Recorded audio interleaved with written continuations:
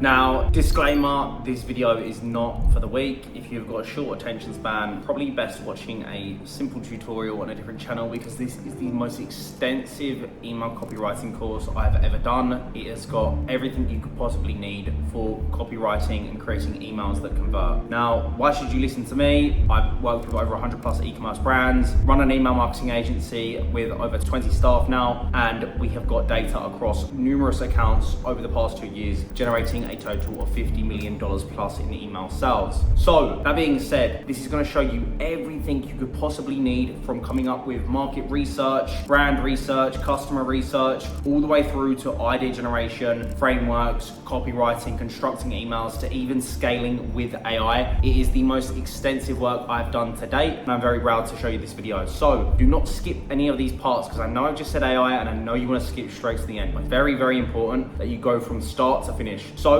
take the time, make a promise to yourself, watch this entire video, and I hope you enjoy. So why should you even listen to me? I'm not teaching theory here. I'm literally teaching what has already made $50 million plus in email revenue. Some of you might know me as Walsh Emails, follow me on Instagram, follow me on LinkedIn, Twitter, all that good stuff. Essentially, I am an email marketing expert who has helped generate over $50 million plus in email driven sales. Worked with over 100 plus e-commerce brands across a variety of niches, like name a niche, we've probably worked with them, a ton of D2C brands. Now, for context, it's not just me. I do have a agency, 20 people working for me now in the team. And what I will say is I am now able to see across a wide variety of different data points across a multitude of different e-com brands. So I'm getting all this data from my team, from these different accounts, and I'm feeding it into what you see here. So what this course is not built on, it's not textbook copy, it's not recycled Twitter threads, it's not best practice bullcrap from people who don't touch client accounts. It's built from real emails, real data, and real revenue. Everything that you learn inside of this course will come from emails that have directly produced millions, flows that have printed revenue on autopilot, and campaigns sent out for 7 and 8 figure brands. There are also systems that I still use daily inside of my agency, and I don't just want to teach what sounds good. I want to teach what actually converts. And again, a bit of social proof here, some case studies. Not going to go through this too thoroughly. You can obviously take a look at these, but industry norm for email revenue is around 30% plus coming from, email attributed revenue. Our agency typically sees around 40% and above, okay? And again, killer designs, right? Just giving you all the proof in the pudding. Now, for this entire course, I'm not going to be showing you a ton of designs. In fact, I don't even want to focus on design because right now we need to build the foundations of what framework works and what copy actually converts. So yeah, little plug here. Obviously, if you want to connect with me, Twitter, LinkedIn, going to be posting more thoroughly on these accounts. YouTube, you're watching me now, and then Instagram as well. I post daily content. And if you are an e-commerce brand and you just want to skip the guesswork, you want a killer team to go ahead, get you guaranteed uplift with your email marketing strategy, go ahead, book your call now. This is a link to book a call on my calendar. Now, intro module, what a winning email actually does. So here's the foundation you need first. Before you learn a single copywriting technique, before you write another subject line, before you touch any framework, you need to actually understand what a winning email actually does. Because if you don't get this right, everything else is just rearranging the deck chairs on the Titanic. It's bound to sink. So most people writing emails are solving the wrong problem entirely. So let's actually go through what everyone gets wrong. Part 1, the email delusion. The biggest lie in email marketing. Here's what 99% of people think a winning email does. They think it sells the product, they think it convinces people to buy, explains all of the benefits, closes the deal, and makes the sale. This is completely wrong. Your email is not a salesperson, it's not a sales page. Your email has one job and one job only, and that is to get the click. That's all we need to do. Get them out of the email and into a landing page, the product page, whatever, right? And the reason this matters is because when you try to sell inside of the email, you fail at doing both jobs. You fail at getting the click because you're being too salesy, and you fail to make the sale because the email is the wrong environment for that sale. So all we need to take away from this, a winning email is basically a traffic driver. And no, emails are not for false claims or persuading with outrageous, unrealistic outcomes just to sell the click. You must stay within reason, okay? Otherwise, you're just gonna piss people off. Now, part 2, the true purpose of email, and that is literally the bridge strategy. Email is simply put a transportation vessel to get them from point A to point B. Their inbox where they're distracted, skeptical, busy, bridging them to your landing page where they can be more focused, engaged, and ready to learn, okay? That's the environment where they actually make that conversion. And your email is simply the vehicle that makes this journey happen. So the handoff principle here, a winning email creates a smooth handoff, such as capturing attention in the chaos of the inbox, builds just enough interest to warrant a click, creates curiosity about what happens next, and delivers them to your sales environment. The sale happens on the landing page. The email is to get them there, okay? That's it. Now, part 3 to this, what winning emails actually accomplish. The 4 core functions. Function number 1 is attention capture, right? In a crowded inbox, a winning email stands out. It doesn't blend in with the noise, it cuts through it with something unexpected, intriguing, or personally relevant, okay? And we'll get onto this a little bit more later on as to how you can actually achieve this, but that is the function number 1. Function number 2 is interest building. It creates just enough interest to justify the next step. Not complete the entire interest, but just enough to make clicking feel like a smart decision, okay? Function number 3 is curiosity creation. It opens an information gap that feels uncomfortable to leave unfulfilled. Kind of like when you're watching a Netflix series and it leaves you on a cliffhanger, okay? And it hints at valuable information without giving it all away, okay? Function number 4, trust transfer. It demonstrates enough understanding and credibility that the prospect feels safe taking the next step with you. Those are the 4 core functions of a winning email and what we need to accomplish. Now, what winning emails don't do is they don't explain everything about your products. You don't want these long articles. We're not explaining everything. We don't want to list all the features and all the benefits. We don't want to handle every single possible objection. We don't want to make the complete sales argument, okay? And we don't want to try and close the sale because they can't. They can't even purchase with inside the email. That's your landing page's purpose. We also don't want to overwhelm them with too much information, and we don't want to sound like traditional advertising. Hey, hope you're doing well, crap, stuff like this, or like corporate slang, right? I'll show you some examples of this later. Now, what we do want to achieve in a winning email is we want to tease valuable information, create compelling reasons to learn more, build just enough trust for the next step, maintain curiosity throughout that entire email, and make clicking feel inevitable. Last but not least, sound like a friend sharing information or something interesting. That is a really good piece of advice. If you're gonna remember anything from this part of this module, it is to sound like a friend sharing something interesting, okay? Now, part 4, the winning email formula, the core framework, the simple truth. Every winning email follows this exact pattern. If we break it down from the macro perspective and look at it from a bird's eye view, there are literally just 4 patterns that we need to follow. Pattern number 1 is obviously hooking their attention with something unexpected or interesting. Number 2 is hint at value without giving it all away. So we've got their attention, now we want to bridge it with a little bit of value, and then number 3 is to create urgency, a reason to act now. Number 4, make the ask, a clear next step, okay? And that's it. Everything else is just execution on those details. Now, from an emotional perspective, how we look at this, a winning email takes someone through this emotional progression. They start off, they're either distracted or skeptical. They then get hooked by your subject line and potentially even the top of your email with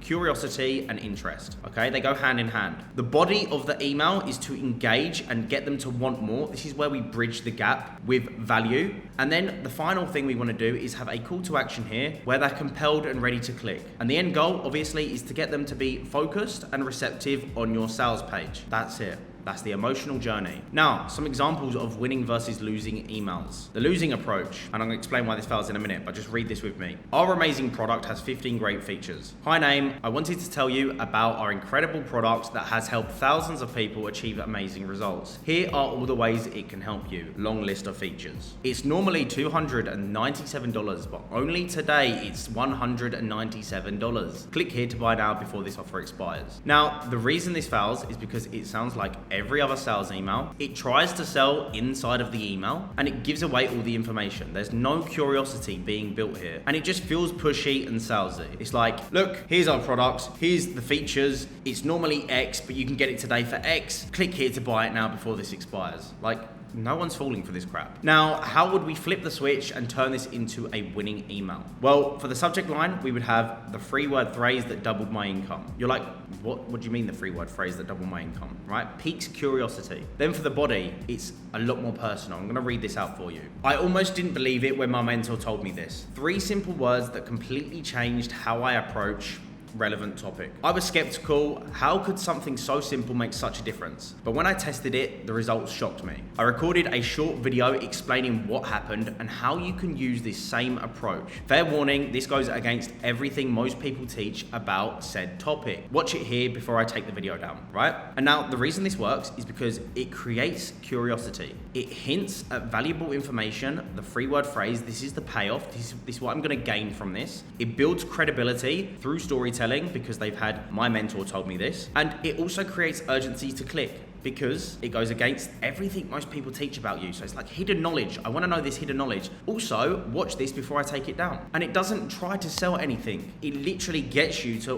want to click to learn more. The sale takes place on the landing page or the product page. Same thing. Part 6, the mindset shift from seller to guide. Stop being a salesperson. The moment you try to sell inside of an email, you become part of the noise. You become another marketer trying to extract money from that inbox. And winning emails don't sell, they guide. They guide people from confusion to clarity, from problem to solution, from where they are to where they want to be. That is all we are doing. We're bridging the gap from information as to where they're currently at, if they're confused or if they're struggling with a problem or they're currently in this fixed state, and we help them with information and show them that there is a solution to this. There is another side where everything makes sense, okay? And we're just trying to get them across that bridge through information inside of the copy that we're producing. And now the best way to look at this is you want to become a curator. Think of yourself as a museum curator and not a street vendor. So for example, street vendors, they shout about their products, list features, they push for immediate sales. An example of this, maybe you go to a local market and people are going, fish for £3, fish for £4, bananas £6. They're just throwing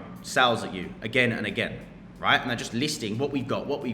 Here's this product, right? But a museum creator, it's a whole experience. It creates intrigue through its storytelling. This art piece was created by this artist back in 1984 when they was visiting Spain and they were sipping on margaritas on the beach. All of a sudden, I've got a little bit more of curiosity and story that helps bridge the value as to why it's worth what it is, okay? And again, museum curators, they create that intrigue through storytelling. They guide with discovery, which adds on to that storytelling, and they make people want to see more. We gain interest through storytelling. So which one do people trust? Which one do people follow? Which one creates lasting relationships? Obviously, it's going to be the museum creator, right? Part 7, the success metrics, how to measure a winning email. There's literally only 3 metrics that I look at. Okay, for emails, the only 3 are the click-through rate, which means did they actually take the next step? Did they click the link on the email? That means that we've had a good copy inside of that email. And then second to that, did the conversion happen? Did the traffic convert on your sales page? Again, we don't just want to send people to a page and they don't convert. Obviously, you can't always control the conversion on the sales page, right? Because we're just building the email here. But this copywriting framework that I'm giving you now, you can use this for your sales page to make sure your copy is more enhanced and it's got the correct framework and it's got the correct bridge to take them from that current position to where you're going to get them to once they've got your product or service. And then thirdly is the open rate. Did the subject line pique curiosity and get people to own it? That's it. Everything else is vanity, okay? When it comes to copywriting, I'm not saying you should ignore deliverability and your unsubscribe rate and yada, yada, yada. There obviously are other metrics to look at. But in terms of winning performance of an email, these are the only 3 things that should matter. So to conclude, the foundation for everything else. Now you understand what a winning email actually does. It's a bridge,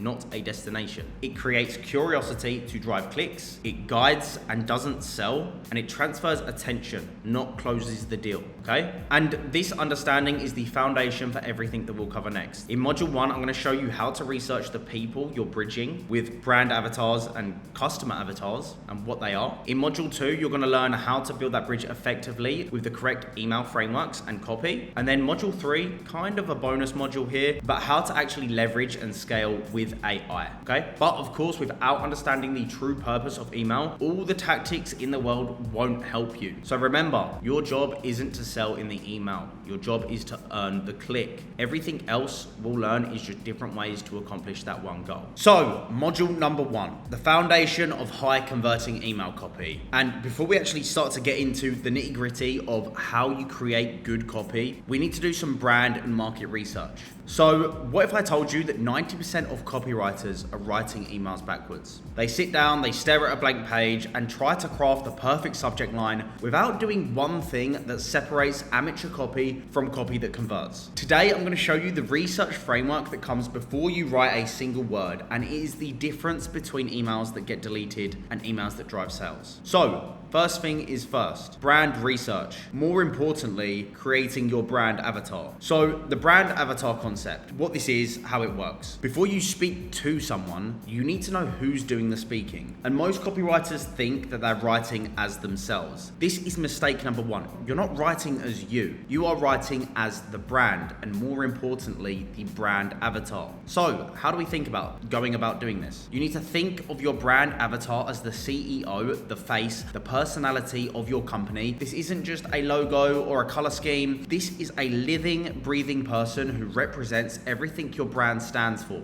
okay? And when it comes to creating your brand avatar, you need to basically define that core personality. That is step number one. What are their core values? How do they see the world? What do they stand for or against? And what's their mission beyond just selling products? What is their mission statement? What do they genuinely care about with your company as a whole and the impact you want to have? And how does that help your target market? How does that help the customer? That's what you want to define with your core personality, okay? And take the time to actually write these down for your brand or for your client or whatever, right? And then step two, voice and tonality mapping. Are they formal? Are they more casual? Are they authoritative versus friendly? Are they direct versus storytelling? Are they serious versus playful? That is what you need to define, okay? When it comes to language patterns, what buzzwords do they use? What slang or industry terms do they use? How do they structure sentences? What metaphors or analogies do they favor? And then step four, communication style. Do they lead with facts or emotions? Are they the expert or the friend? Do they challenge or comfort? And how do they handle objections?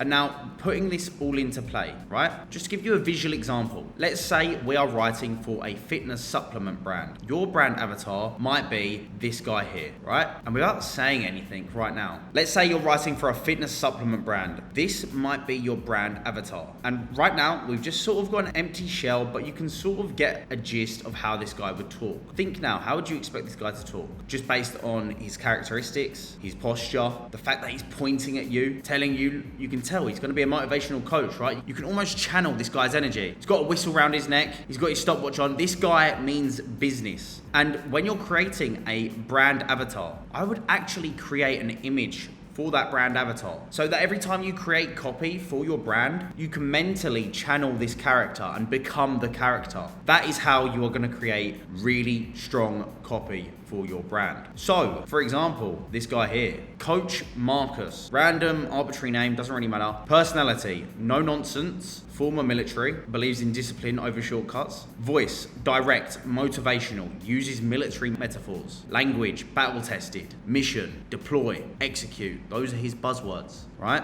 And his style, challenges readers, calls out excuses, and leads with tough love because he wants the best from you. Now, when you write emails, like I said, you're not writing as yourself. You are channeling Coach Marcus. Every subject line, every sentence asks, how would Marcus say this? That's all you're doing, right? And then part two, when it comes to market research, creating your customer avatar. So for the customer avatar, now that you know who is speaking, you need to know who you are speaking to. We've got Coach Marcus, who is doing the speaking. Now we need to define who he's talking to. And this isn't just talking about the demographics in terms of like that age, that gender, that income. That's surface level. And whilst that is important, we need to actually go deeper into the psychology. So for the surface level customer avatar framework, I've just basically defined that for you, right? Age, gender, income, occupation, and location. Occupation, what do they do for a living, okay? Psychographics, the psychology behind who we are talking to. What do they believe to be true about the industry, right? What do they believe to be false about the industry? What are their deepest fears related to your product or your services? What are their biggest desires? What have they tried before that failed? And what objections do they have to buying? I would literally, right now, just go map out every single one of these for your demographics, your psychographics, so that you can actually define who you're talking to. And then we can go deeper.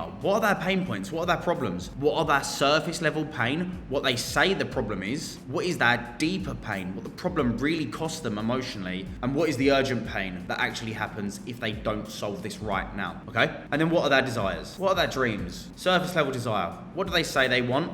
what they really want. This is their deeper desires. They want status, they want confidence, they want freedom. And then transformationally, what do they want to become? Okay, so you can obviously go ahead, maybe even pull it in with AI. I'll go through AI a bit later in this course, but you can pull in all of these different questions that we've got to define these for you if you really don't want to do this. But I do encourage you to genuinely take the time to actually create a brand avatar and a customer avatar. And by the way, not every single brand has one said customer avatar. You've got different pockets of customer avatars that you can tap into, and you're going to obviously have to test this with different marketing campaigns, whether that be an email, whether that be an ad creative. You're going to have to get data on these customer avatars to see which one's more profitable for you and which one you can double down on. But that's another subject for another day. Coming back to our customer avatar exercise, okay? So I've generated this with ChatGPT just to give you something visually to materialize, okay? So here's our avatar. Now, demographics, we filled out 25 to 40, male, potential income of 50 to 100K yearly, and they work in an office. Psychographics, they believe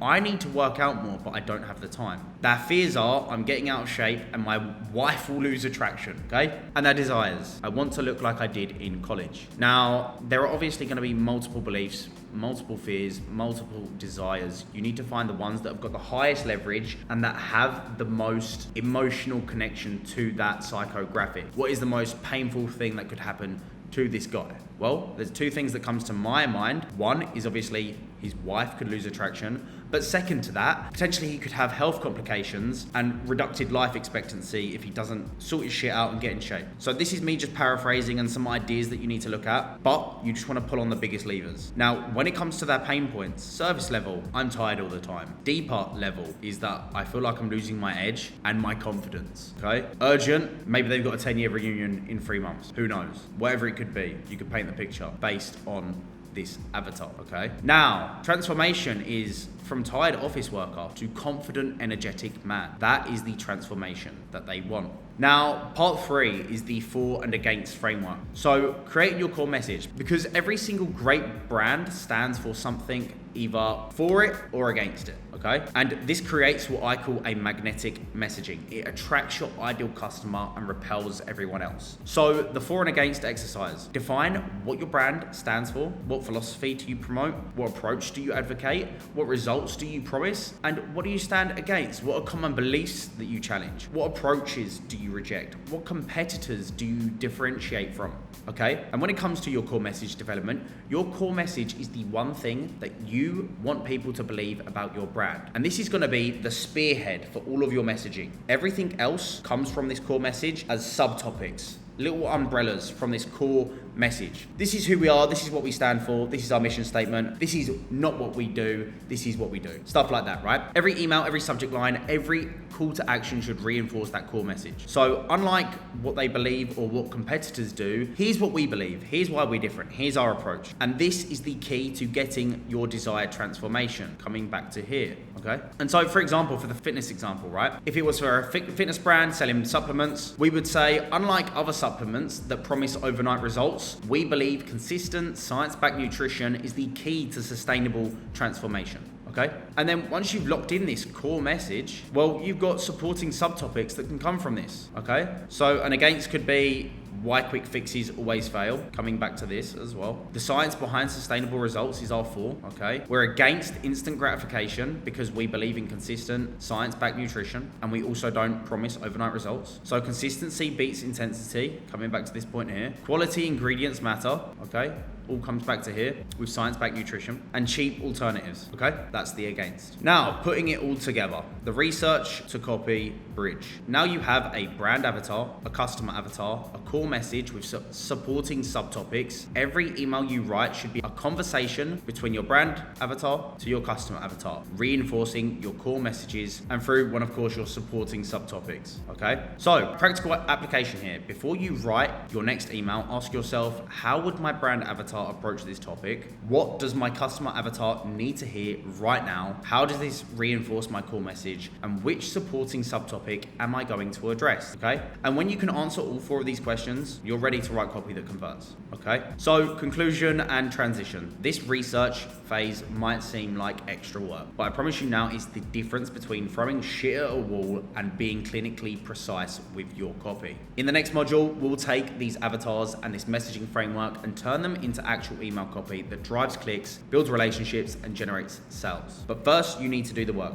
Create your brand avatar, map your customer avatar, define your for and against positioning, craft your core message, because without this foundation, you are just another copywriter writing emails that sounds like everybody else. Now, if you don't want to spend hours doing the market research yourself, coming up with brand avatars, customer avatars, all you need to do is book in a call below. My team will handle all of this for you and help you to not only create incredibly good emails that convert from a copy perspective, but get absolutely gorgeous emails every single time. And most importantly, get guaranteed uplift for your brand. So that being said, I'm gonna pause the ad break. Let's get back into the video. Module number 2, the complete high converting email system from idea to inbox. Look, you've done the research. You know your brand avatar, you know your customer avatar and your core message. But here's where 95% of copywriters fail. They don't know how to translate that research into emails that actually convert. And today I'm gonna show you the complete system from generating ideas, crafting the perfect call to action that turns your research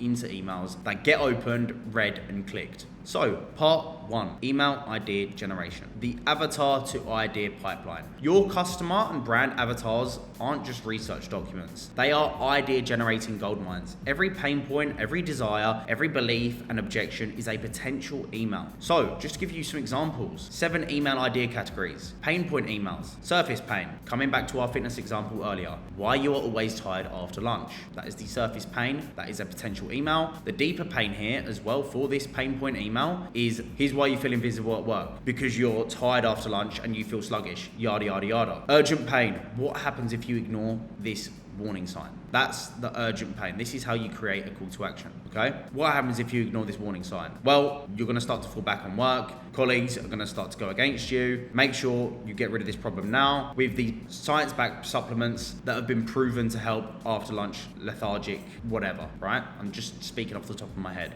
Now, number 2, another email idea generation here, desire fulfillment emails. So the surface desire is how to lose 10 pounds. Deeper desire is because you're gonna feel more confident in your own skin again. And the transformation is from invisible at work to irresistible in 90 days, or even irresistible in terms of his wife has got even more attraction to him now. Okay, so it comes back to all of these different pain points and desires that you're creating about your customer avatar. You can get more stories, you can paint a more vivid picture when you've got a deeper insight as to who you're talking to. Now, belief challenge emails. Why everything you know about topic is wrong. The lie the industry doesn't want you to know, and why common advice is keeping you stuck. That's a belief challenge email. Now, when it comes to objection handling emails, but I don't have time for X, time objection, but it's too expensive, money objection. But what if it doesn't work? Skepticism objection. Okay. And what you're doing in these emails is you're taking them from that current mindset in terms of time objection, money objection, skepticism objection, and you're bridging with information inside of that email that shows them how they can overcome that objection and use that as an opportunity.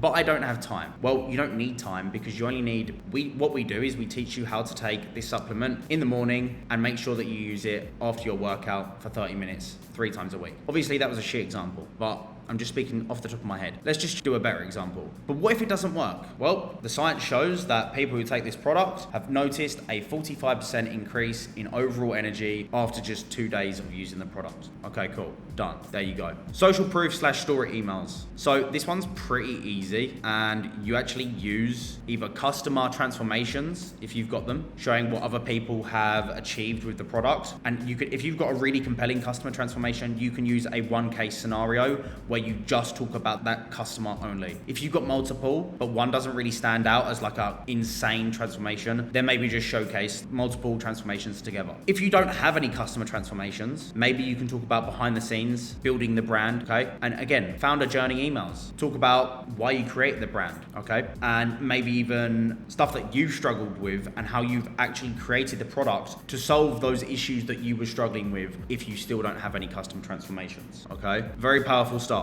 Now, number 6 is educational / value emails. What you can have here is the 3 mistakes everyone makes with said topic. So these are mistakes. The second one would be the secret that industry insiders don't want you to know. How to achieve X result in X time frame. Really simple stuff. And last but not least is urgency/scarcity emails. Now, this should only really be used when, of course, you have heavy sale periods with limited time offers, seasonal relevance. Again, Black Friday, Cyber Monday, Christmas. Maybe you've got a Easter campaign going out. Stuff like that all comes down to market timing, okay? And now, just putting this all together, I've gave you some ideas here, but I've only gave you sort of bullet points because there's quite a lot of ideas here. But what I would do is take your customer avatar and literally just list out 5 of their biggest pain points, their deepest desires, false beliefs they hold, 5 objections to buying, and 5 transformation stories. If you don't have this, leave it for now and come back to what we put here, right? And then what we're gonna do, that's 25 email ideas right there. And then you're just gonna filter each through your brand's avatar's voice and core message. So for example, for the fitness supplement brand, customer avatar pain points. I'm too tired to work out after work.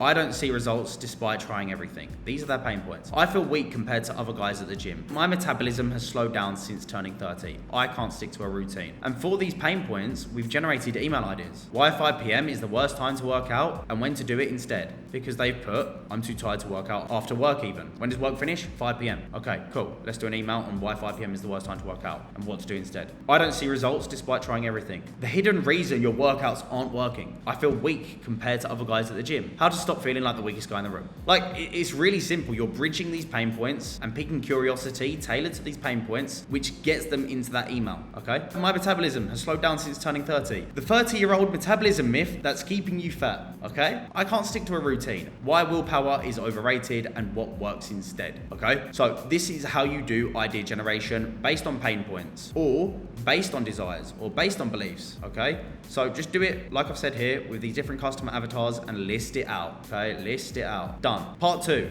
email angles, the perspective that sells. What is an email angle? An angle is the specific perspective or approach you take on your topic. It's not what you are talking about, it's how you are talking about it. So the 12 different types of high converting angles, I'm not gonna read all of these, but you can just see on my screen, we've got the contradiction angle, which is why common advice is actually making things worse. You're contradicting it, and then you obviously tap it in with your beliefs about this. Email number 2, the secret/insider angle, the industry secret they don't want you to know about, okay? The mistake/warning angle, the number 1 mistake that's sabotaging your goal. I'm not gonna go through all of these. Have a pause, read some of these, and look at it, okay? And then when it comes to angle selection framework, choose your angle based on your customer avatar's state. What emotional state is your customer in? Then, how would your brand avatar approach this topic? Does this angle reinforce your core message? Again, I don't really care if competitors can easily copy this. It's up to you. I wanted to leave this in as an optional, like, can competitors easily copy this angle? Look, at the end of the day, anyone can copy you, so don't really worry about it, okay?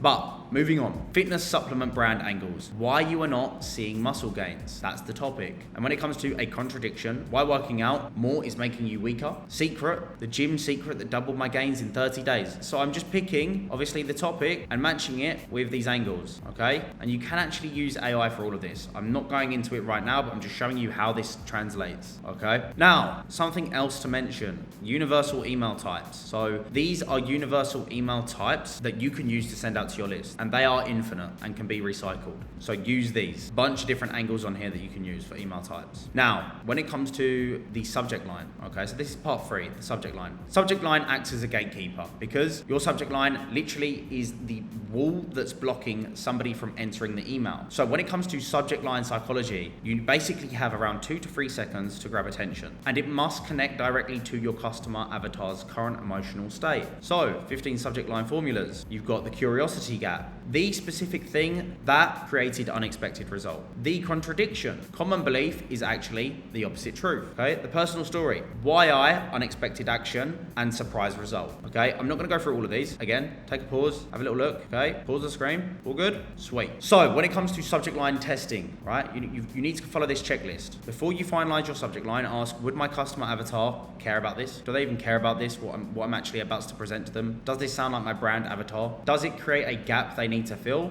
Is it concrete enough to visualize? Could competitors use this exact line? Again, don't really care about this. Does it hit a pain point or desire? Main thing here, emotional trigger. And this is more so like a actual send out so it doesn't get cropped. Just make sure it's under 50 characters so that if they are on Google, on their inbox, they can read the full thing. Now, here's a paradigm shift that I want you to sort of adapt adapt when it comes to subject lines. So when it comes to the subject lines I've just gave here, they are obviously good in terms of you can use them when you're out of ideas. When you're in a I'm out of ideas situation, come back to here. But, big but. Something I always encourage for the mindset of creating good subject lines is by saying something that makes you think, what the fuck? You wouldn't say this in a public setting. So I want you to imagine being in a crowded room and you overhear a drunk conversation and somebody admits something outrageous. And it's hearing these claims in these conversations that piques your interest and makes you tune in. This is how you get people to open your emails. An example would be, yeah, and this is why he cheated on her. Or I accidentally choked my cat with a collar, but it worked. You hear this. Imagine you're in like a room, a really loud room, maybe at a bar or a restaurant. Everyone's talking, everyone's chatting, and you just hear these small little segments of conversations. And it's those small segments that make you think like, what the fuck? Did you just hear that as well? It makes you want to tune in and listen to the conversation. And it's these types of claims that create gossip that gets people to listen. So get creative. Don't obviously do anything that's too abrupt that could get you in trouble, but stuff like this, I accidentally choked my cat with a collar and it worked. It's like,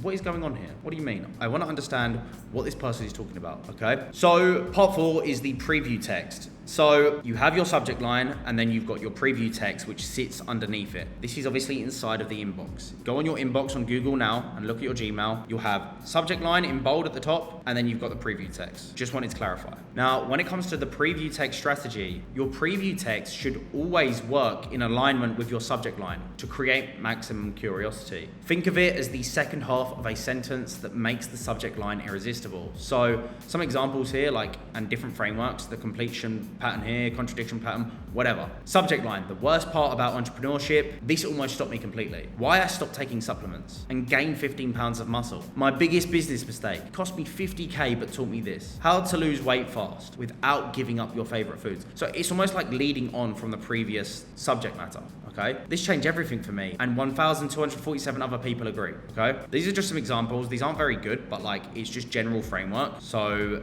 yeah, that's how it works with the preview text. Keep it under 90 characters. Don't repeat the subject line. Create additional curiosity and avoid spam trigger words. Okay, don't think about this too much. Now, when it comes to email framework constructions, the architecture of creating emails, you've got 2 frameworks, right? And they kind of fall into the same bucket. So I'm just going to read it out to you. You've got the DICU framework, which is disrupt, intrigue, click, urgency. So disrupt being the subject line, preview text, and the hook within the email, and then intrigue with the body, which builds curiosity, and then obviously the call to action when they click. And then U is obviously urgency, which is reason to act now. But you've also got the AIDA principle, right? Which is attention, interest, desire, action. Attention being the subject line in the preview, plus the hook, pretty much the same here with the disrupt. Then we've got intrigue, interest, exactly same thing. And then we've got desire and click. So desire is guiding them to their desires. That's what the call to action is. That's what the click is. It's the same thing. So if anyone talks about the AIDA principle, they talk about the DICU framework, it's the same thing. I don't care what you say. It's just synonyms of the same words. But yeah, I just wanted you to have an understanding of this framework so you know what people are talking about if they ever use these different fancy little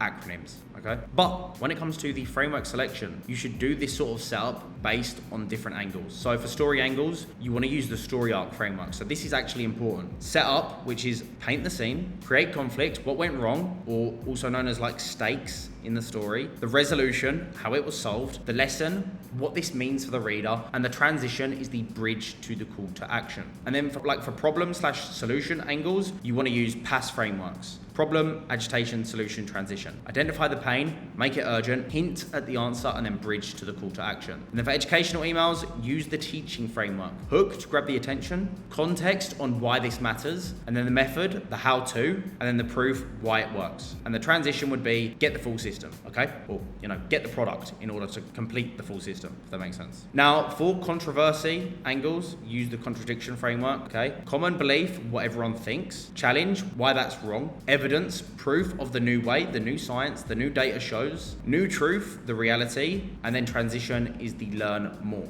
okay? And now, when it comes to your framework customization, adapt each framework to your brand avatar's voice, okay? That's pretty much it. Now, when it comes to, and you can see, obviously, based on the different type of brand avatar here, is how you would obviously create those different frameworks using the brand avatar's voice. So for an authoritative brand, you're going to use more facts, statistics, expert quotes. If you're more friendly as a brand, you're going to be more personal with stories, casual language. If you're a rebellious brand, you're going to challenge the status quo, challenge assumptions, use stronger language. And if you're just a nurturing brand, for example, focus more on understanding and less on challenging. So you're going to understand who you are as a brand if you go back to module 1 and actually create a brand avatar again. Now, part 6, copy construction, building from top to bottom. The hook, the first 3 lines. For pain-focused emails, you could do something like, I need to be honest with you about something that's been bothering me. And then for desired-focused emails, what if I told you there's a better way to achieve X that nobody talks about? For story-based emails,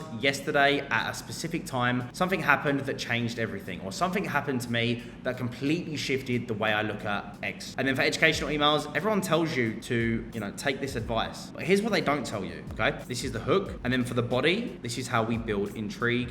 And of course, the golden thread principle here. Every sentence should advance one central idea. If a sentence doesn't support your main point at the very top, cut it, okay? So when it comes to body construction, obviously outline your thread. What's the one thing you want them to believe? What's the one story that proves it? What's the one lesson they should learn? Then what you want to do is write in your brand avatar's voice. Use their vocabulary, use their metaphors, use their sentence structure, use their emotional tone, and then address your customer's avatar state. Acknowledge their current pain point or desire. Validate their feelings. Show you understand their situation and guide them towards the solution. And then, number 4, build curiosity without revealing. Hint at the solution, tease the outcome, create information gaps, and use open loops. So the transition is obviously going to be the final step to this, bridging that call to action. The natural bridge is, if you want to see how this works in practice, that will be the natural bridge. Urgency bridge. But here's the thing, this window of opportunity won't stay open forever. Or the story bridge. Want to see the rest of your story? Here's what happens next. And then exclusive bridge. I'm only sharing this with a select group of people.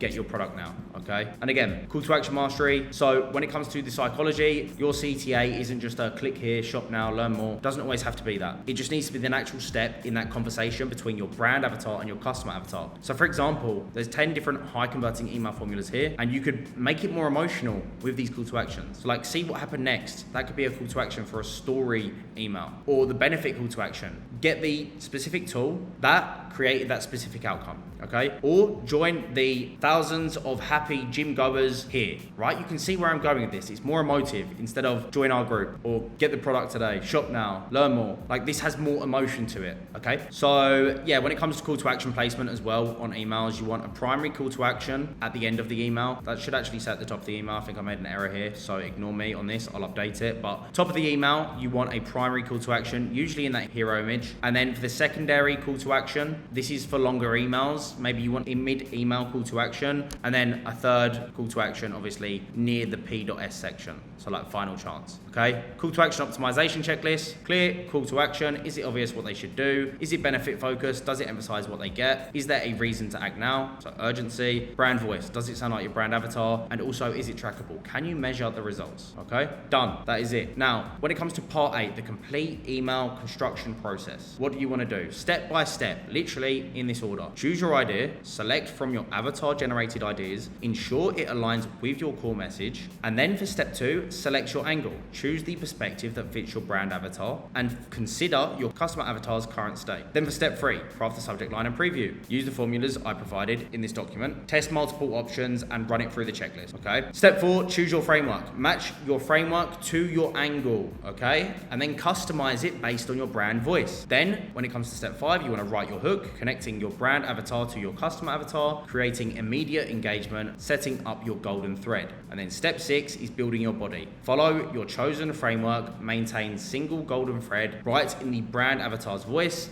and address customer avatar's needs. Step 7, create your transition. Bridge naturally to the call to action, maintain curiosity, and add urgency if, and a big if, appropriate. Not every email needs to be, limited time urgency or, limited offer, blah, blah, blah, okay? Only if it's appropriate. Now, step 8, craft your call to action using the proven formulas I've shown you in this module. Go back and recite it. Make it benefit or outcome focused, and include a top and bottom placement with a mid-roll call to action for longer emails. Top call to action, bottom call to action. Mid-roll call call to action if it's a long email. Step number 9, add urgency if needed. Create a reason to act now, align with brand voice, and make it authentic, okay? Now, last thing is obviously once you've completed your email and you've done everything up to step 10, the last thing you want to do is quality control. Run through all the checklists. Important as well, read out loud so you can understand the flow and how people will actually read this email. Check it aligns with your avatar and check for typos. Run it through ChatGPT for error/flow assessment. Done, okay? So this is how it would look, the complete framework in front of you. Subject, preview, that being your subject line, your preview line, your hook, brand avatar speaking to your customers, customer avatar's current state, your body, the framework-based structure that we've already obviously selected out, the transition, the natural bridge to your call to action, and then your primary call to action as well, which again, benefit focused or some emotive type of call to action, and then urgency if needed, and then sign it off with your brand avatar if you are making it from your brand avatar or whatever, right? Or from your brand, okay? Quality control, I'm not gonna go through all of these, but you can just pause my screen here. I'll give you the time to pause it. I'm not reading all these out, but you can go ahead and make sure the quality control is obviously being ticked off and again,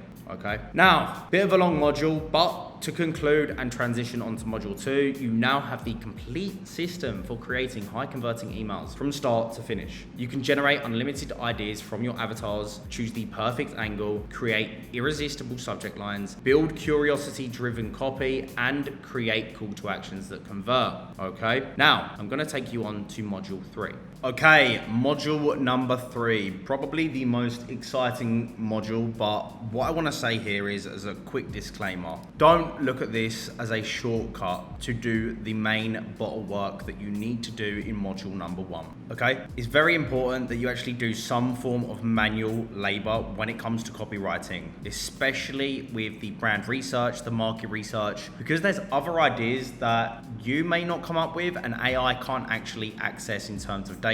And I'll get onto that in this module. But for example, if your customers have got pain points that they're currently struggling with, well, a lot of these customers, they go to different forums on Reddit, or they go on Facebook groups or different communities, and they give you golden nuggets and different ideas in terms of what they're struggling with or what their desires are. But you wouldn't get this from AI, and you might not even think of this yourself, unless of course you are, you know, that market as well. So yeah, you've got to do your due diligence and do some form of manual research when it comes to brand avatar and also your customer research. And then when it comes to actually copywriting as well, please make sure that even if you are using AI for the frameworks, you take the time to go ahead, read it and read the flow of the email, and then tweak it where needed, and make sure it aligns with your brand avatar and your customer avatar, okay? That being said, I'm gonna have a sip of Ed Sheeran's Blood and then we'll get into the video. Brilliant. So, automating your research to revenue pipeline. You've learned the research framework. You've mastered the email construction system, but here's the game changer, okay? What if you could use AI to accelerate every step of this process while maintaining the quality and authenticity that converts? So today, obviously, I'm going to show you how to combine human insight with AI efficiency to create a scalable email system that produces high converting copy in a fraction of the time. So part 1, the hybrid approach. And I say hybrid approach because you're still going to have to do some work. Okay. Now, why AI alone fails? AI, again, can't replace the strategic thinking, brand intuition, and market understanding that comes from real research, but it can amplify your insights and speed execution. The key is knowing where to use human intelligence and where to leverage AI. So, obviously, Pareto's law by nature, 80-20 rule, everybody knows this by now. How do we apply this to email? Human-led, 20% of the time, 80% of the impact. AI-assisted, 8% of the time, but 20% of the impact, okay? Brand avatar creation, customer avatar creation, core message development, strategic angle selection, and then quality control and optimization. I think you can sort of use AI for quality control optimization, but still, I would double check it with your own 2 eyes. So this is what should be human-led. Now, when it comes to AI assistance, I would look at idea generation and expansion on those ideas, subject line variations, copy drafting and iterations, framework applications, and content research and validation. Other than that, that's pretty much everything covered. So, AI-powered brand research, accelerating avatar creation. Step 1, competitive brand analysis with AI. Literally got the prompt here for you. You copy this into Claude or ChatGPT. I'm gonna be completely honest with you as well. ChatGPT is good for ideation, frameworks, but when it comes to copywriting, use Claude. Claude is so much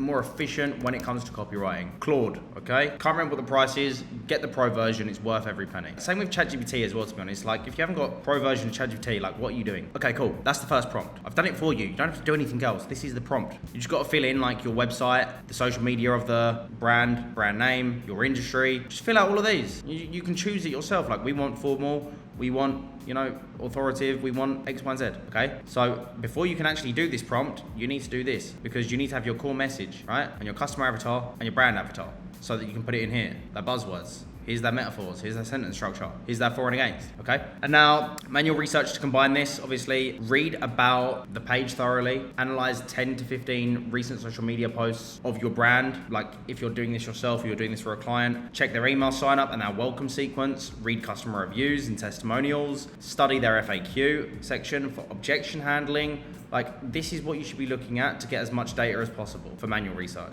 Now, when it comes to step 2, which is your AI enhanced customer research, I'm researching the target audience for brand/product. Based on this social media data I've collected, help me create a detailed customer avatar. Social media insights, you're gonna paste in comments, you're gonna paste in posts, discussions you found on forums, that being Reddit, paste anything relevant from those forum discussions, review any data from past customer reviews or complaints, and then you're gonna actually go ahead and tell it to create a demographic profile, psychographic analysis on their beliefs, values, and fears, pain points on their surface, deep, and urgent levels that we've obviously discussed earlier, desires, what are their surface level desires, what are their deeper desires, and then what are the transformational goals that we're trying to achieve, and then objections to purchasing, languaging patterns, emotional triggers, and format as a comprehensive custom avatar I can reference. Okay, so with this, you can use ChatGPT, and what you want to do as well, once you've actually gave it all of this data and it said, here's your demographic, here's your psychographic, here's their pain points, tell ChatGPT to generate an image. Say, now give me an image so I can visually see customer avatar looks like, our ideal customer profile looks like, or our,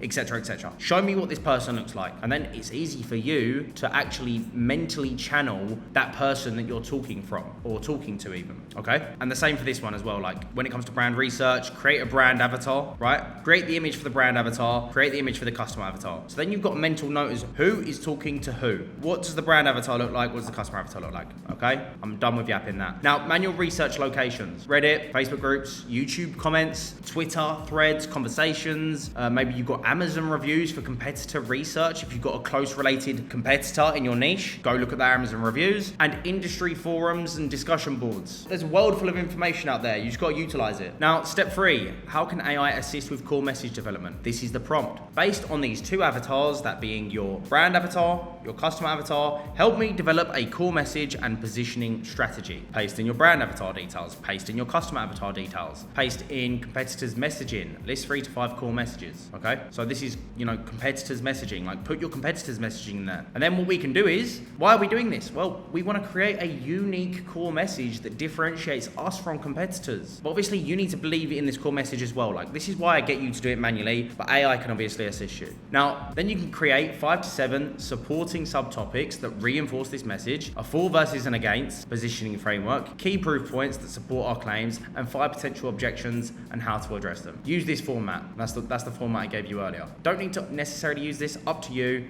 but it's there for the taking. You could have your own core messaging spat out through AI. Now, part 3, AI-powered idea generation. How to never run out of content ideas. The infinite content idea glitch. Pretty simple. I need 50 email ideas for my industry, obviously your brand. Here's my framework. Give them the brand avatar, give them the customer avatar, give them now your core messaging that you've just generated, and then just say, generate ideas across these categories. Pain point emails, give me 10 ideas. Desire fulfillment emails, 10 ideas. You get the memo, right? And then for each idea, provide email topic, target their pain point or desire, potential angle, and emotional trigger. Format as a numbered list I can reference for content planning. Okay, good stuff. Now, seasonal and trending idea generation. I'm not going to go into this thoroughly, but you could potentially talk about what are the current trending topics, challenges, and conversations in my industry that I could tie into email content and just copy and paste this in. Okay. Now, when it comes to subject lines, okay, here's the prompt. I'm writing an email about X topic for my customer avatar description. Here's the email angle that obviously we chose from up here. And then what you want to do is have the pain or desire, whatever the core emotion is. Is it a desire? Is it pain? Is it to build curiosity? Is it urgency? And then you want the brand voice, okay? Then you're just saying, generate 20 subject lines using these formulas. And you've got these formulas here, okay? Each should be under 50 characters, emotionally compelling, brand voice appropriate, and mobile friendly. I don't know why the hell it gave me a prompt for mobile friendly, because it's a subject line, so like, I guess under 50 characters would be fine, so maybe I could just delete that, but yeah, you get the memo, right? This is the subject line prompting. Same for the preview text. Literally just copy and paste this in, okay? I'm not gonna read through all of this, it'll get a bit boring, but pro tip here, generate 100 plus subject lines at once and build a subject line bank that you can reference for future emails. It saves you time and ensures that you are always testing fresh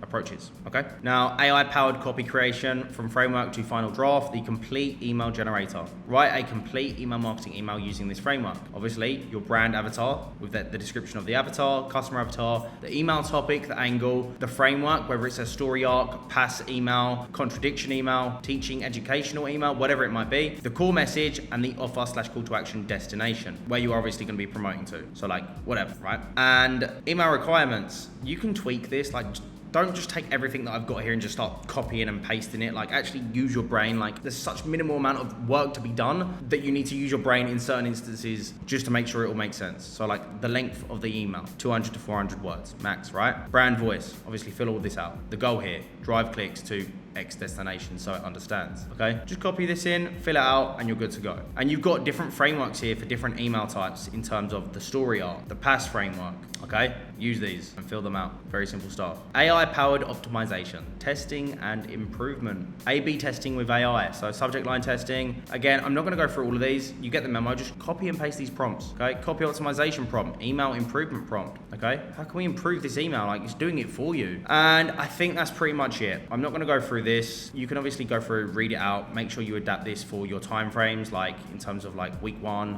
week 2, etc., etc. But yeah, that's pretty much it. Like, AI is doing all the heavy lifting for you, okay? Now, when it comes to advanced AI techniques, again, do you need this? No. Is it there? Yes. Take it if you want it. Read all of this. I'm not gonna sit here and go through all of that. But what I will do is, last sort of test with you is the AI safety checklist. Once obviously you fed AI all of this data on your brand voice, your customer avatar, you can literally paste in, copy all of these here and just paste them into AI asking these questions and it will tick it off for you. But I haven't put this as like a prompt because you should manually use your brain and your eyes to actually do this yourself, okay? Otherwise you become too incompetent and lazy, and that's when stuff goes wrong, and you've also can't just expect AI to do everything 100% correct, okay? So that's why this is manual, but obviously you could use AI, but you should be doing this yourself, okay? So that comes on to my second point, where human judgment is essential. Strategic decisions, which emails to prioritize, when to pivot messaging, how to respond to market changes, brand consistency, ensuring authentic voice, maintaining positioning, protecting brand reputation. AI is not gonna do that for you, right? Customer insights, reading between the lines of data, doing market research, going on Twitter and looking at threads, looking at forums, okay? So those are customer insights, reading between the lines, understanding emotional nuances, okay? AI hasn't got any emotions. You do. You have interpretations of what's right, what's wrong, what's morally right, what's wrong, etc., etc. You should be doing the one. You should be doing the assessment of these different insights, okay? And then adapting to feedback. Other than that, create a direction, pushing creative boundaries, developing unique angles, creating breakthrough campaigns. AI is not going to come up with these unique, cool campaigns. It's just not at the level yet where it can do these abstract, arbitrary ideas or, you know, have whatever, right? You get the memo. Like, you should be doing the creative direction. These are the 4 pillars that you should be focusing on. And then scaling your AI system, building your AI prompt library, create a master document with all of these prompts. Funnily enough, I've already done this for you. You've got the AI prompt library, it's all here, okay? But maybe you want to expand on it. Maybe I've missed some stuff, okay? I'm only human. So that is your AI email system. When it comes to team training and delegation, how this should work if you are building out a team to do this, you know, for you. You can have AI operators, which is level 1, which can use existing prompts effectively, understand the quality checklist, and can identify when human oversight is needed. You can have level 2, which is the optimizers, which can modify prompts for better results, can analyze performance and adjustments, and can train new AI operators. And then you can have AI strategists, which can develop new prompt strategies, integrate AI with business objectives, and can lead AI transformation initiatives. Now, why would you want a team? This isn't just about emails. This could be about every single aspect of your business. Maybe you want to do a team training and delegation for AI. I don't know, it depends what scale you're at. But if I was a, multi-million-dollar brand, I would definitely have this. I'd have someone who's doing my operations, my optimizations, and my strategy with assisted AI, and build a team of experts who are trained on this. because that's going to give you mass scale, absolutely mass scale. Okay, how to measure success. Again, just pause the screen. I'm drying up over here. Pause the screen, have a look, let me know how you get on. Now, part 11, troubleshooting common AI issues. The problems with AI, right? It is kind of generic, it can be bland, and AI produced emails do sound like everyone's else. So, solution here, add more specific brand voice details to the prompts. The more detailed you are with your brand voice and your customer avatar, the better the results you're going to achieve, okay? Also, you can actually include examples of your best copy, okay? So you give it something to work off or a framework. Optional, but again, something to test. Inconsistent brand voice. Each email sounds slightly different. Solution here, to create a comprehensive brand voice document and feed it to AI. Include specific do's and don'ts in the prompts, okay? It's another solution. And always run final copy through a brand filter. Okay?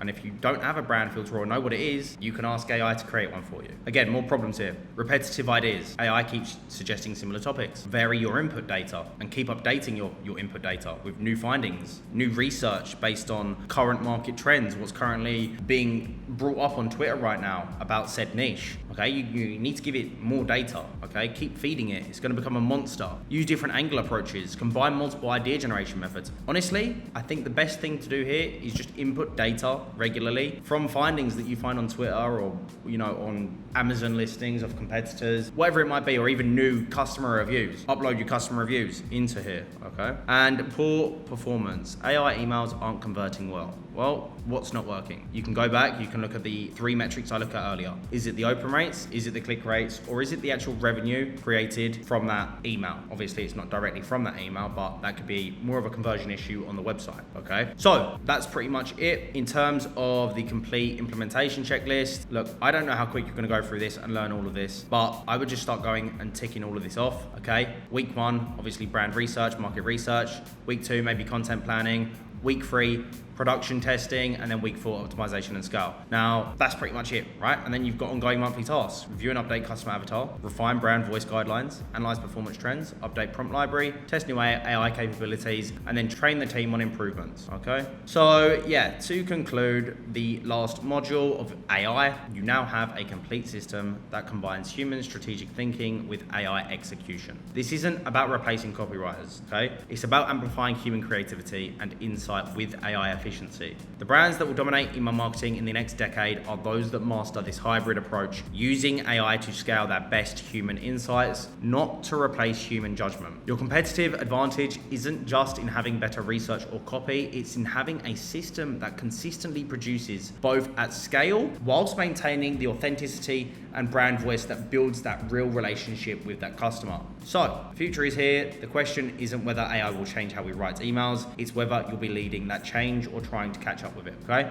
And if you skip to this module right now, go back, do module 1, do module 2, and then accelerate with module 3. And your email marketing will never be the same again. So, closing module, from theory to practice, real email breakdowns and live creation. You've learned the research, mastered the frameworks, discovered how to scale with AI, but there's a gap between knowing the theory and executing it flawlessly. Today, we're going to show you the bridge for that gap, and I'm going to show you some real examples of emails that fail, emails that win, and then we'll use AI to create variations that convert. By the end of this module, you'll see exactly what separates amateur copy from professional revenue generated emails. So, part 1, the bad email breakdown, okay? Example of a bad email. Introducing our revolutionary new fitness program with advanced features. Dear valued customer, we're excited to announce the launch of our comprehensive fitness program that incorporates cutting-edge technology and scientifically proven methodologies to deliver optimal results for our diverse clientele. Our program features a multifaceted approach that includes personalized workout routines, nutritional guidance systems, progress tracking capabilities, and expert consultation services. I'm not reading anymore. I'm already bored and I hope you are too. Why it fails? Dear valued customer,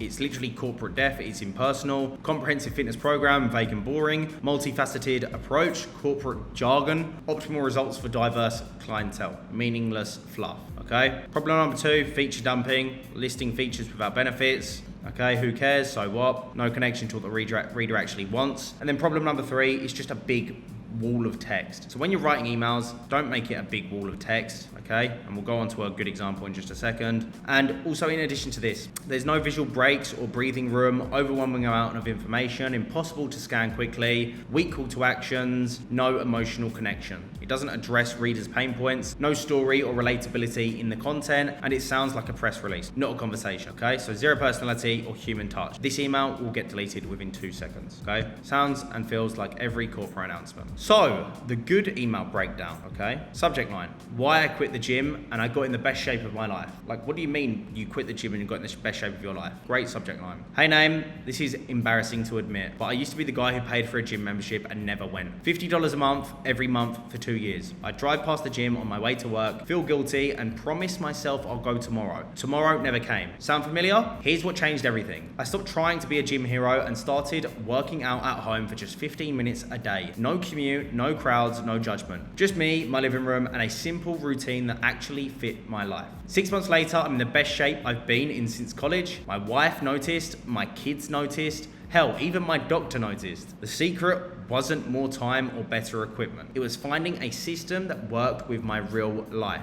not against it. I put together a short video showing exactly what I did and the 3 mistakes that kept me stuck for years. Fair warning, this isn't about fancy equipment or complicated routines. It's about getting results without turning your life upside down. Watch it before I take it down. Link. Talk soon, Mike. P.S. If you're tired of feeling guilty about that unused membership, this might be exactly what you need. This video is only 12 minutes long, but it could save you years of frustration. Absolutely killer email, right? Why this email wins. Success factor number 1. Relatable story. Opens up with vulnerability. So you're putting yourself in the position of the customer avatar. You're like, this is embarrassing. Tells the story everyone can relate to, creates immediate connection with the reader, and uses specific details such as $50 a month and 2 years, right? Really paints the picture of where they was at in their previous current state. Now, success factor number 2 is emotional resonance. Addresses the guilt and frustration readers feel. Sound familiar? Directly connects with their experience. Shows transformation without being preachy and acknowledges real life constraints. Success factor number 3 is the scannable format. It was in short paragraphs, 1 to 3 lines max. Plenty of white space, easy to read on mobile, natural flow from line to line. Like, look at this. You can literally skim over this, okay? And if this was a designed email, this would be super easy to skim over, right? Now, so success factor number 4 is that it was benefit focused. It doesn't list features of the program. It focuses on the outcome, such as best shape since college, and addresses the real problem, fitting fitness into real life.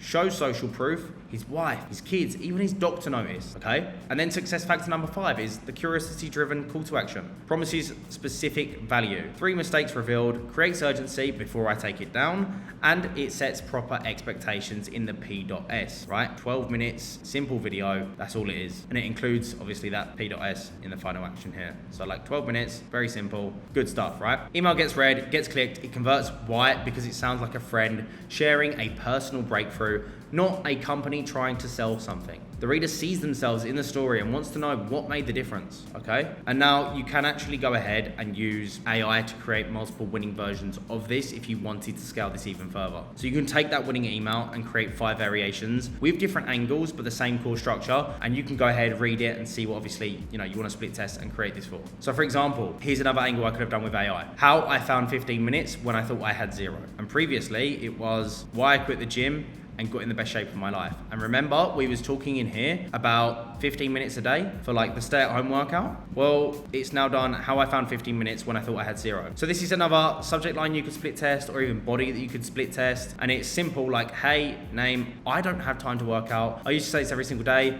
Between work deadlines, kids' soccer practice, and trying to keep the house from falling apart, fitness felt impossible. Then my 8-year-old asked why I was always tired. Ouch. Don't know why the hell an 8-year-old would ask that. I don't know, but that's when I discovered something that changed everything. You don't need more time, you need better time, okay? And again, confidence angle. So that was a time-based angle. This was a confidence angle. And if for example, like this angle here, like you sent this out and this was a killer email, you can try this next month. This is how you double down. This is how you scale. You double down on a different type of angle based on that same framework. We're going to focus on time-based angle, then we're going to focus on a confidence-based angle. Okay, the confidence-based angle has worked really well. Let's try and do an even stronger confidence-based angle the next time, okay? So yeah, one winning email can become 5 to 10 variations by changing the angle whilst maintaining the same structure of that email. This allows you to test different emotional triggers with the same proven framework. You're just doubling down but changing the angle, okay? So in terms of the live creation and walking you through the process, obviously we've got a process here. I just want you to see how quickly you could do this, right? So choosing the angle, that could take 2 minutes. Crafting the subject line options with AI, potentially 3 minutes. Writing the hook, an additional 5 minutes, okay? And you can go back and obviously use, my different prompts in module 3. Then building out the body, an additional 10 minutes. So we're currently up to 20 minutes. And then creating the transition and call to action, 25 minutes. And then another 5 minutes to complete that email. So the total time is 30 minutes to complete a high converting email. There's no excuses at all, okay? And then for part 5, AI enhancement, optimizing your creation. Basically analyze this email I just wrote and suggest improvements.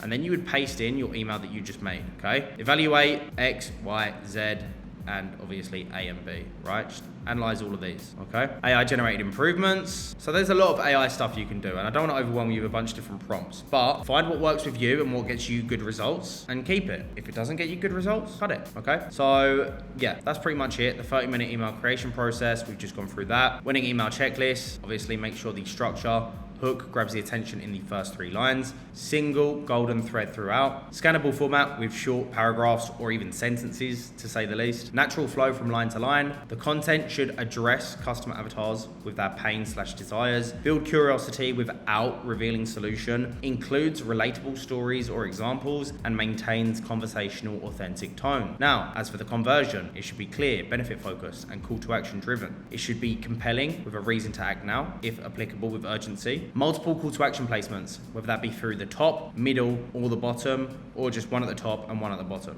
It should remove friction from the next step. The next step being taking action and going to that landing page. As for technical, the subject line should be under 50 characters, mobile friendly formatting, all links working correctly. Of course, that's a technical thing you need to assess, and it must comply with email regulations. So look up the regulations for email marketing, especially within the policies directed to your niche, okay? That is pretty much it. Obviously, this is the final thing to go through, your email mastery journey. You now have everything you need to write emails that convert, that being the foundation. You understand what winning emails actually do. They bridge attention, they do not close the sale. The research that goes into creating your brand avatar, your customer avatar, that guides every decision. You've got the frameworks that obviously are proven structures for any angle or objective. You've got PASS, you've got the AIDA principle, you've got the DICU framework, you've got all these different frameworks. You've also got the AI system. You can scale your best insights with AI. There is no excuse. You can create an email within 30 minutes. And you have seen the difference between amateur copy and professional copy, plus also the step-by-step system for now creating winning emails in 30 minutes. But here's the truth. Knowledge without action is worthless. The difference between someone who knows this stuff and someone who profits from it is simple. Execution. Start with one email, use the process, test the results, and refine based on data. Then do it again and again. Because the best copywriters aren't the ones with the most knowledge. They are the ones who consistently apply what they know. Okay? That's it. Your email marketing transformation starts with your next email. Make it count. You have now completed the entire course